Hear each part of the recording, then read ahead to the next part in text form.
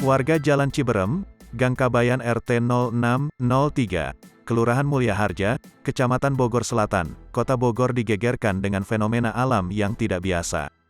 Keramik kamar milik Muhammad Zailani atau yang akrab disapa Dani ini tiba-tiba saja mulai terasa panas sejak 14 hari yang lalu.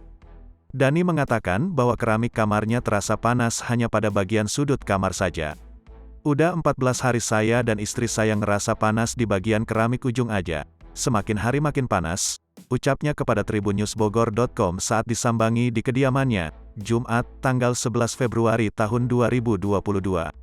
Ketakutannya akan hal yang tidak diinginkan, Dani memutuskan untuk menggali tanah yang berada di bawah keramik tersebut.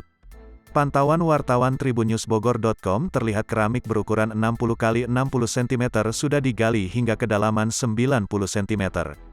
Dani mengungkapkan bahwa penggalian tersebut pada hari Kamis, tanggal 10 Februari tahun 2022, siang oleh pegawai bangunan yang bekerja di rumahnya.